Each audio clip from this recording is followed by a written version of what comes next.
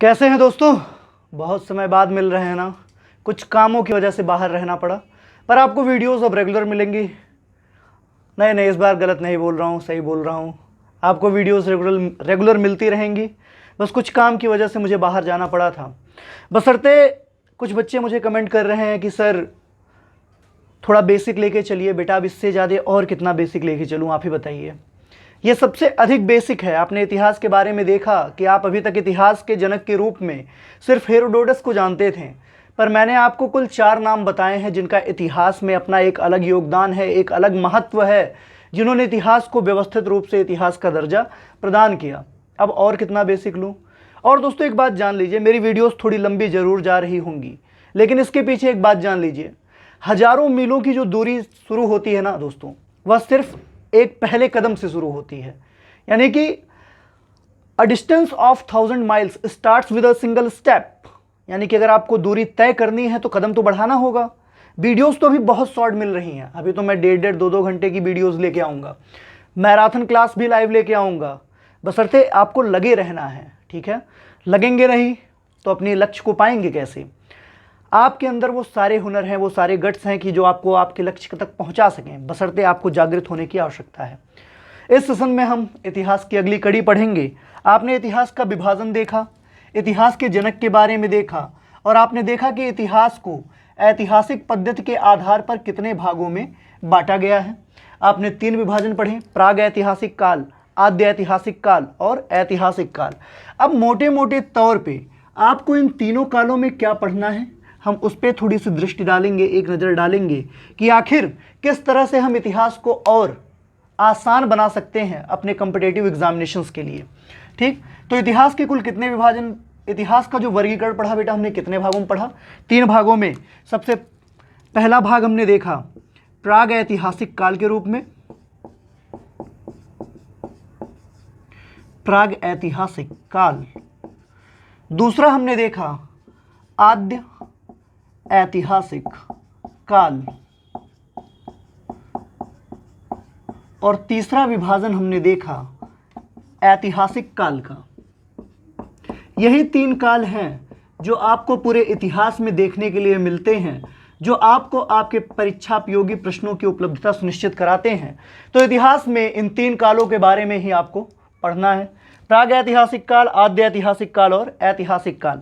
अगर हम प्राग ऐतिहासिक काल की बात करें बेटा, तो प्राग ऐतिहासिक काल को आप सभी जानते हैं पाषाण काल या पत्थरों के काल के रूप में जाना जाता है। तो अगर प्राग ऐतिहासिक काल की बात की जाए तो इस समय जो भी हमें प्रमाण मिले हैं वो लिखित नहीं मिले हैं। हमें चित्रकारियाँ प्राप्त हुई हैं, यानी गुफा चित्रकारी उत्खनन के माध्यम से। तो हम कह सकते हैं कि प्राग ऐतिहासिक काल में हमें जिन साक्ष्यों को पढ़ना है वो हैं पुरातात्विक साक्ष्य, यानी कि जिनको उत्खनन के माध्यम से हम देख सकते हैं और एक आकलन लगा सकते हैं कि शायद प्रागैतिहासिक काल में ऐसा ही हुआ होगा। बस उन्हीं चीज़ों को हमको पढ़ना है प्रागैतिहासिक काल में। यानी कि लिखित साक्ष्यों का पूरा अभाव किस काल में मिलेगा, तो वह एकमात्र काल है प्रागैतिहासिक काल। यानी कि सिर्फ और सिर्फ जिस काल में हम पुरातात्विक साक्ष्यों के ऊपर निर्भर होते हैं वह काल कौन सा है, प्रागैतिहासिक काल। तो हमने देखा प्रागैतिहासिक काल में जो चीज़ें हैं वह क्या हैं। एक तो प्राग ऐतिहासिक काल में हमें पुरातात्विक साक्ष्यों का एक पूरा प्रमाण मिलता है, जिसकी वजह से हम प्राग ऐतिहासिक काल की चीज़ों को जानने के लिए, समझने के लिए, उन्हें बताने के लिए पुरातात्विक साक्ष्यों के ऊपर पूरी तरीके से निर्भर हैं। और साथ ही साथ यहाँ पर लिखित साक्ष्यों का अभाव है, यानी किसी भी साक्ष्य का कोई लिखित प्रमाण प्राप्त नहीं हुआ है। तो कितना आसान है इस बात को जानना कि प्राग ऐतिहासिक काल में कौन कौन सी घटनाएं घटित होंगी, क्योंकि आपको कोई भी लेखनी नहीं पढ़ना है, कोई भी प्रमाण नहीं देखना है, आपको सिर्फ पुरातात्विक जो साक्ष्य मिले हैं उन्हीं को पढ़ना है और उन्हीं के बारे में लिखना है। यानी कि प्राग ऐतिहासिक काल आपकी कल्पना है, आप कल्पना के अनुसार इसे पढ़ सकते हैं। सोचिए कि इंसान वर्तमान समय में कैसे जी रहा है, और जब चारों तरफ सिर्फ पत्थर ही पत्थर रहे होंगे, बड़े बड़े पहाड़ रहे होंगे, पर्वत रहे होंगे, तब इंसान का जीवन कैसा होगा।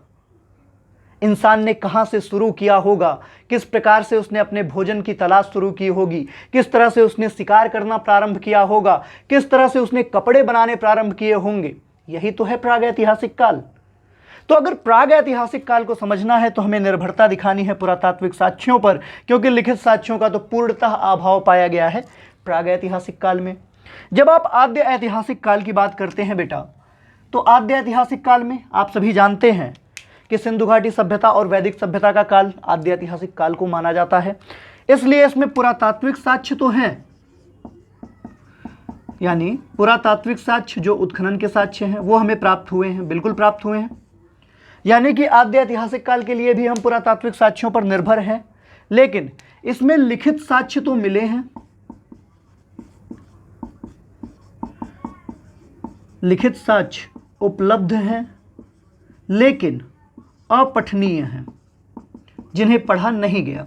जैसे जब आप सिंधु घाटी सभ्यता की लिपि की बात करते हैं तो बेस्टोफेडान या हलावर्स बताया जाता है इसकी शैली, लेकिन उन साक्ष्यों को अभी तक पढ़ा नहीं गया है। आप जानते हैं भाव चित्रात्मक पद्धति थी, दाएं से बाएं लिखी जाती थी, लेकिन लिखा क्या गया है इसे अभी तक पढ़ा नहीं जा सका है। इसलिए आद्य ऐतिहासिक काल में भी हम पुरातात्विक साक्ष्यों के ऊपर निर्भर रहते हैं, लेकिन एक बात ध्यान रखिएगा कि आद्य ऐतिहासिक काल की जो गतिविधियां हैं उनमें लिखित साक्ष्य उपलब्ध हैं, लेकिन उन्हें पढ़ा नहीं जा सका है, क्योंकि उनकी लिपियों को पढ़ने वाला कोई ऐसा लिपिकरण करता मिला नहीं जो उनकी लिपियों को पढ़ सके।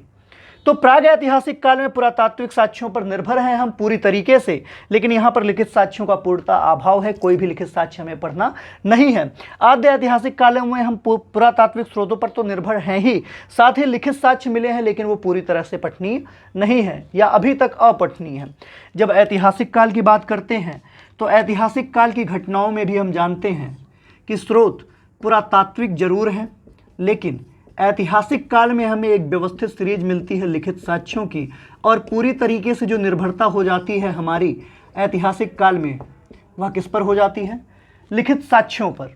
तो आपने देखा कि कितना बड़ा प्रारूप है इतिहास के इन तीनों कालों का, जिसमें आपको प्राग ऐतिहासिक काल में पुरातात्विक स्रोतों पर निर्भर रहना है क्योंकि वहाँ पर लिखित साक्ष्यों का अभाव है। आद्य ऐतिहासिक काल में पुरातात्विक साक्ष्यों पर ही निर्भर हैं क्योंकि लिखित साक्ष्य जो मिले हैं वो अभी तक पठनीय नहीं है। और ऐतिहासिक काल में पुरातात्विक साक्ष्यों के साथ साथ हमारे लिए सबसे महत्वपूर्ण है लिखित साक्ष्य, क्योंकि विस्तृत तरीके से इतिहास के लिखित साक्ष्य जो हमें मिले वह कहाँ से मिले हैं? ऐतिहासिक काल से। इतनी चीज़ें तो हो गई बेटा। आपने देखा कि इतिहास को थ्यूसिडाइड्स ने ऐतिहासिक पद्धति के प्रयोग के आधार पर कुल 3 कालों में बांटा, प्राग ऐतिहासिक काल, आद्य ऐतिहासिक काल और ऐतिहासिक काल। तो आज से जो हम चैप्टर स्टार्ट करने वाले हैं, इतिहास का पहला ही चैप्टर प्राग ऐतिहासिक काल प्रारंभ करेंगे।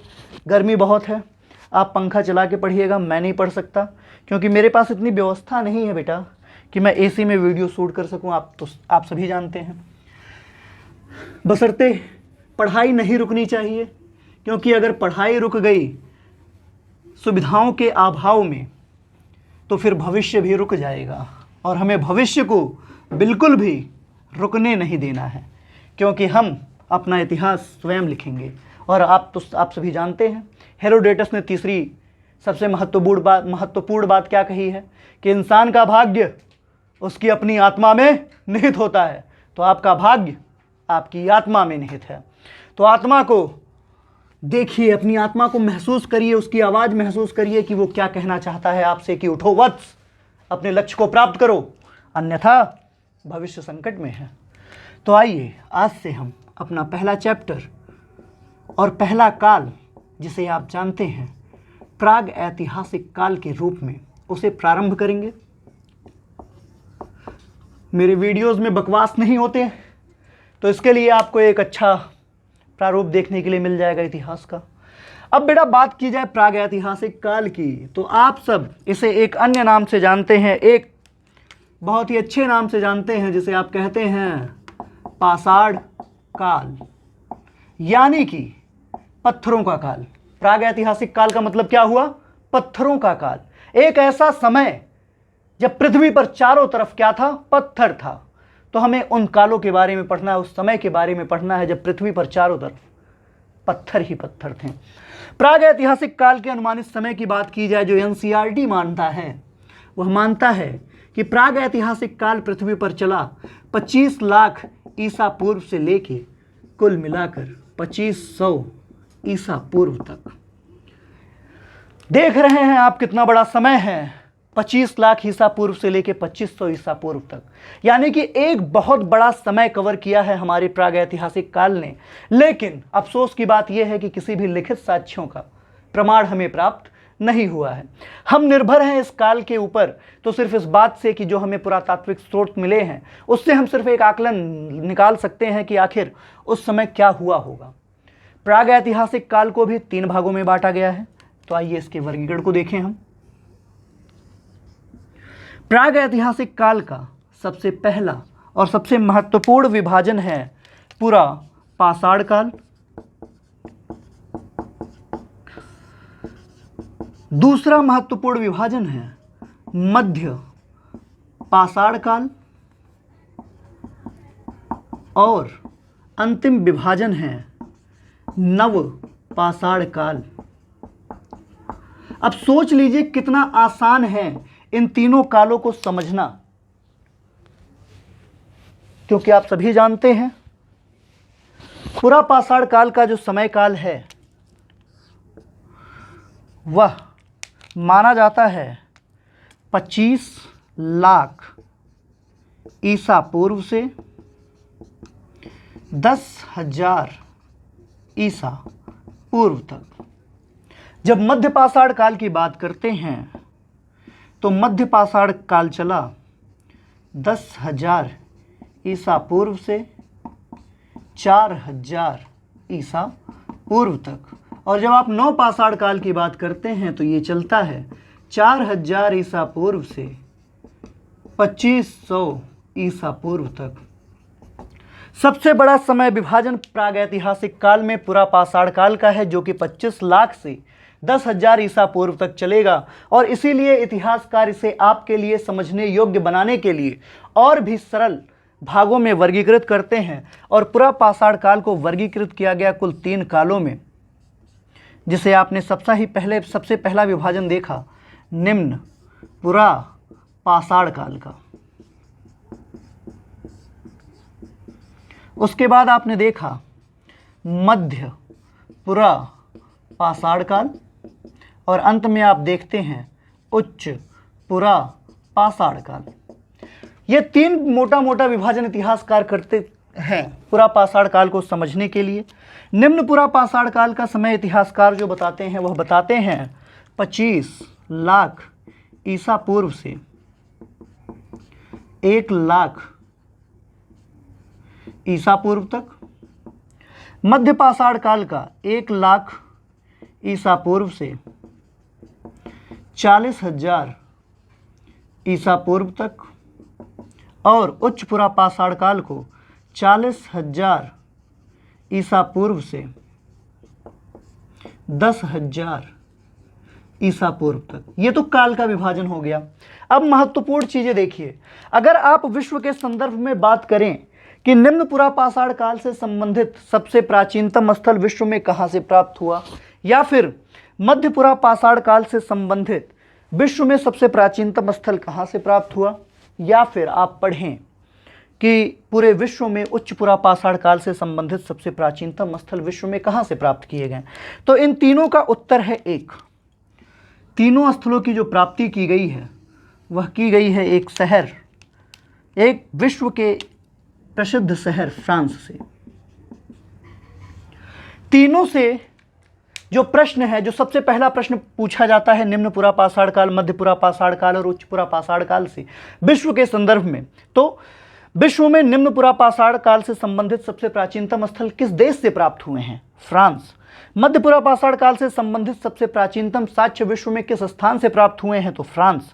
उच्च पुरा पाषाण काल से संबंधित सबसे प्राचीनतम स्रोत विश्व में अगर कहीं से प्राप्त हुए हैं तो शहर है फ्रांस। लेकिन तीनों अलग अलग स्थानों से प्राप्त हुए हैं, फ्रांस के ही शहर से। शहर आपका, देश या आपका एक ही रहेगा फ्रांस, लेकिन स्थल अलग अलग रहेंगे। जब स्थलों की बात की जाएगी तो सबसे पहले निम्न पुरा पाषाण काल का वह स्थल जो फ्रांस से प्राप्त किया गया वह एक स्थल है अबेबिल घाटी।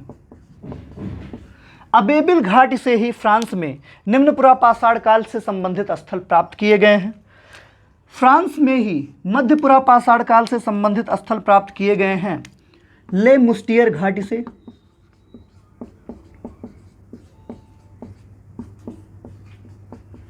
और फ्रांस के ही एक घाटी जिसका नाम है मगदालिनी घाटी, यहीं से प्राप्त हुआ है उच्च पुरा पाषाण कालीन स्थल। तो आपने देखा विश्व के संदर्भ में निम्न पुरा पाषाण काल, मध्य पुरा पाषाण काल और उच्च पुरा पाषाण काल से संबंधित एक स्थल है जिसका नाम है फ्रांस।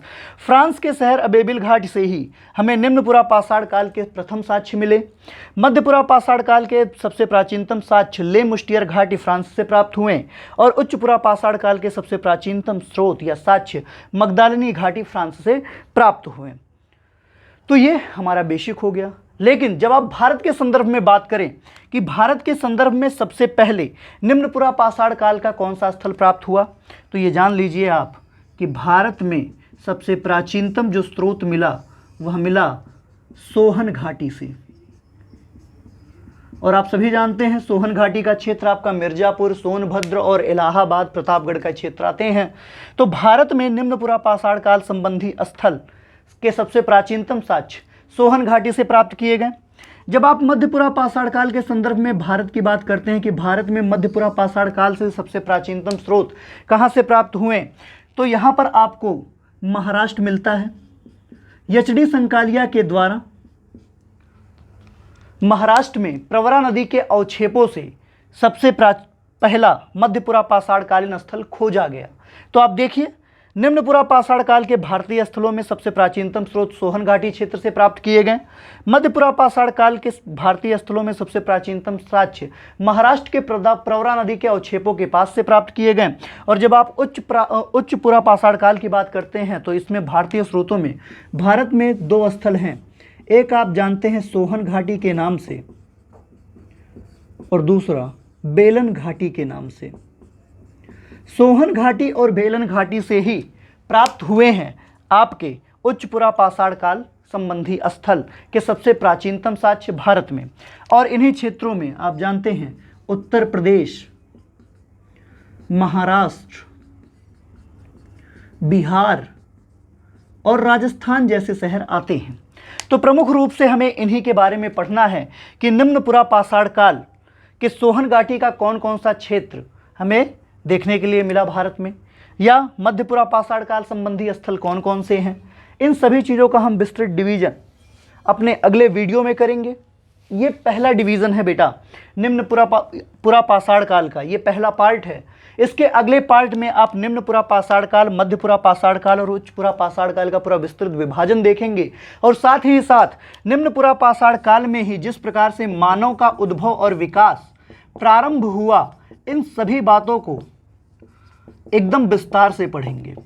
मैं मानव के उद्भव और विकास पर एक विस्तृत वीडियो बनाऊंगा जिसमें मैं आपको उत्पन्न हुई प्रजातियां या विश्व में आए सबसे प्राचीनतम मानव के साक्ष्य आपको उपलब्ध कराऊंगा। तो इतना नोट कर लीजिए दोस्तों। मैंने कहा है वीडियोस बहुत लंबी नहीं हो रही हैं, छोटे छोटे रूप में मिल रही हैं, लेकिन आप ये मान के चलिए 30 से 45 दिन में पूरा इतिहास आपके सामने होगा यूट्यूब पे। और अगर आप एक भी वीडियो मिस करेंगे तो एक बड़ा पोर्शन मिस कर देंगे आप इतिहास का। एक एक नंबर महत्वपूर्ण है आपके एग्जामिनेशंस के लिए। यहीं से कई प्रश्न बन जाएंगे। पुरा पाषाण काल के समयावधि, मध्य पाषाण काल और नव पाषाण काल के समयावधि से प्रश्न नहीं आता, बशर्ते पुरा पाषाण काल का कौन सा विभाजन है, कितने भागों में वर्गीकृत किया गया है, काल का विभाजन कब से है, और विश्व के प्राचीनतम और भारत में प्राचीनतम साक्ष्य जो मिले हैं उसका प्रारूप क्या है, ये यहीं से उठा लिया जाएगा। तो इसे नोट कर लीजिए। वीडियो कैसी लगी कमेंट सेक्शन में जाकर कमेंट ज़रूर करें। अगर कोई कमी रह जाए तो उसे मेरे बारे में बताएं कि सर आप यहाँ पर थोड़ी सी गलतियाँ कर रहे हैं, तो मैं उसमें भी सुधार करूँ। पर रिव्यू ज़रूर दीजिए, कमेंट ज़रूर दीजिए ताकि मैं सुधार करता रहूँ। वीडियो कैसी लगी कमेंट सेक्शन में ज़रूर बताएं। अंत तक देखने के लिए धन्यवाद।